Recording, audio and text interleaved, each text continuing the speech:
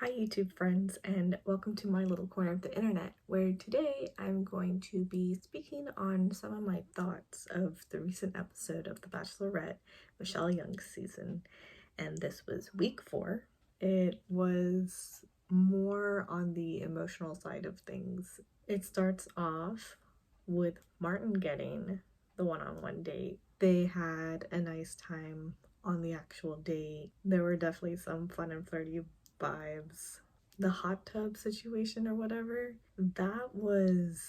it felt really confusing on why Martin even brought up Jamie over here. I don't see how that would help his situation.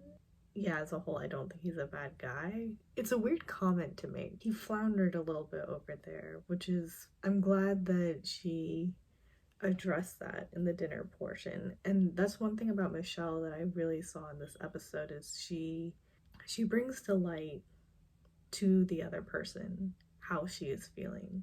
I guess we'll just have to wait and see how he progresses. They definitely have some sort of a connection, flirty and kind of more on like the physical chemistry side of things, I think. I will say, as she addressed when she gave him the rose, is he does listen when she speaks. I think in the hot tub he was floundering because he realized that he put his foot in his mouth.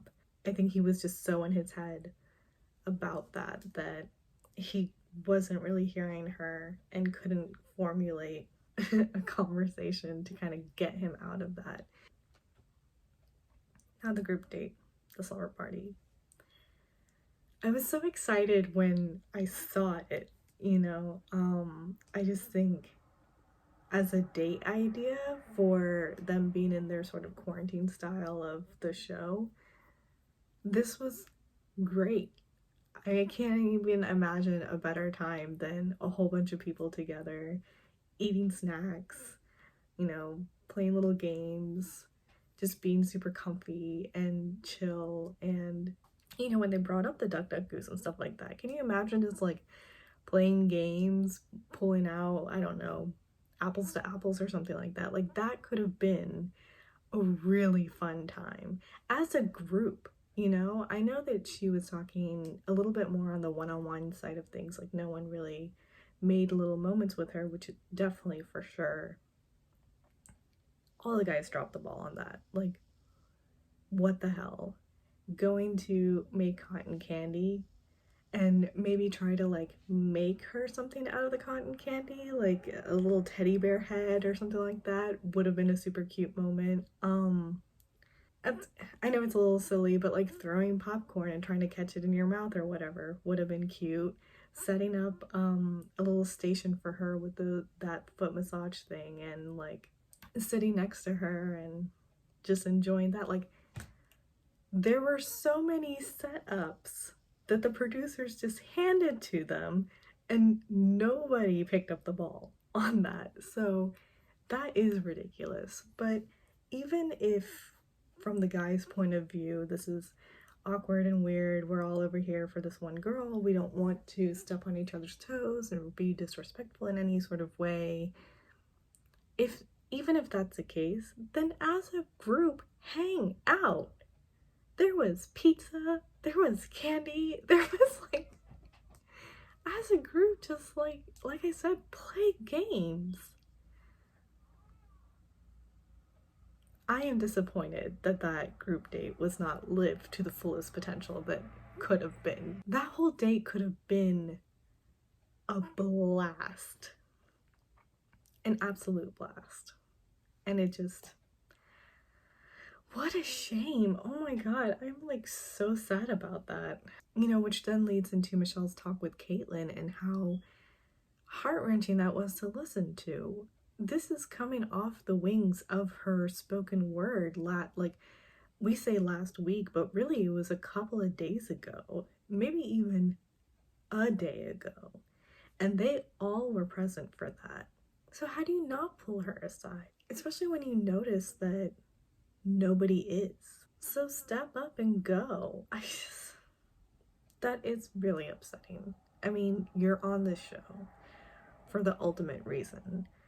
of seeing if there's a connection over there for marriage. You know, and like later on, Clayton brings it up, and Nate also brings it up in their individual ITMs, where it's like, you know, I've been playing it safe, and I need to not, which is like, yeah, it's taken you 4 weeks to get to that mindset. Like, okay.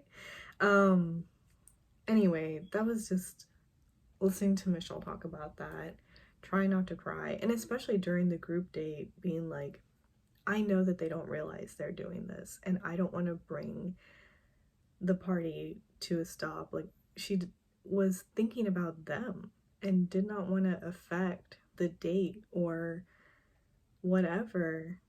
But you can't stop but feel what you're feeling. That was upsetting. All around, it was upsetting. It was a missed opportunity on an awesome day, and they all treated Michelle like she was wallpaper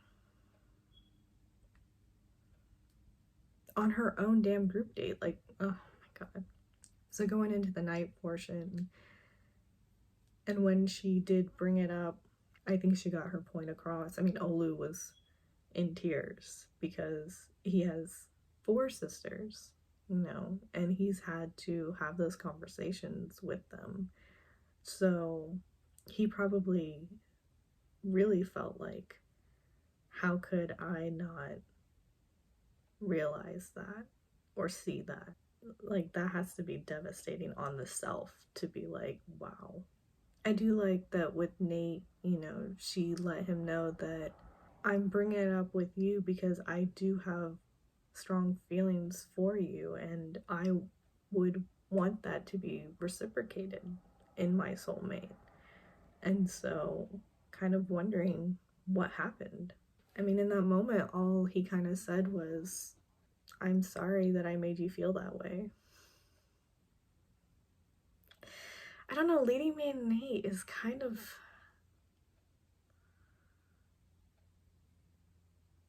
he's a little disappointing this week in how he's handling these situations, which I know is difficult when what's being presented or talked about, addressed, is where you're lacking.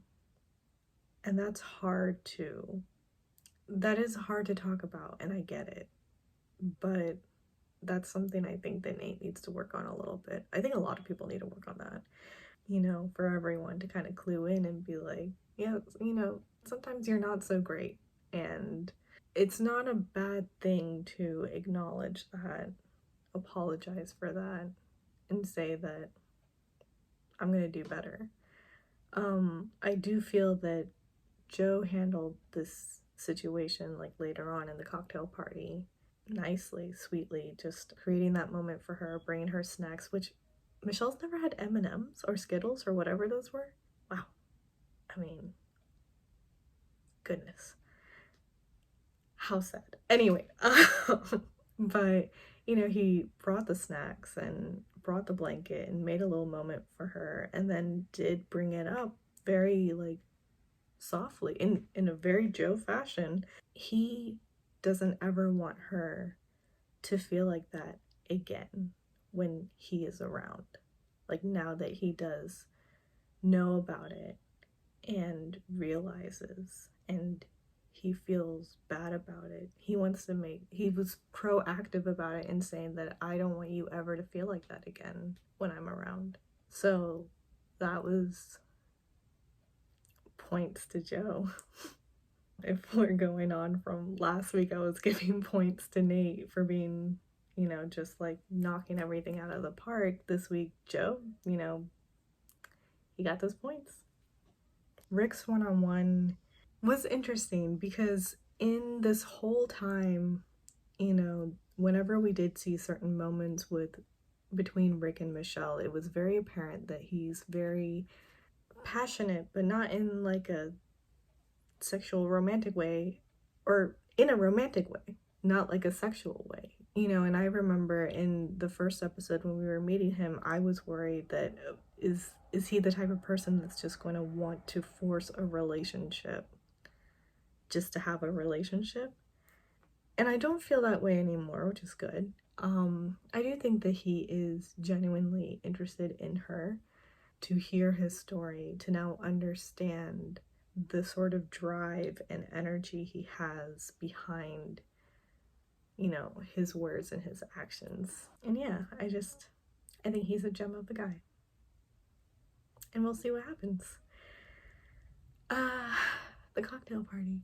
I can't believe that Chris S pulled that move, especially because she came down, takes the drink, opens her mouth to begin the evening, and he's like, hold your thought. I got something to say. Proceeds to then just be like, I think some guys think that they have it in the bag and that's why you felt the way you did. And then it's like, I think you should give more time to the rest of us that actually want to build a connection with you. I don't know how that part of what he said was not addressed, because I would be like, excuse me? I'm giving attention to all of you guys. And I mean, she did say that nobody has this in the bag. I'm still figuring things out and getting to know you all and seeing where the connections lead. So at least, yeah, she did say that. But I personally think would have been offended by him being like, I think you should give the rest of us a chance. Like, you are getting chances. There's just not that much of a connection.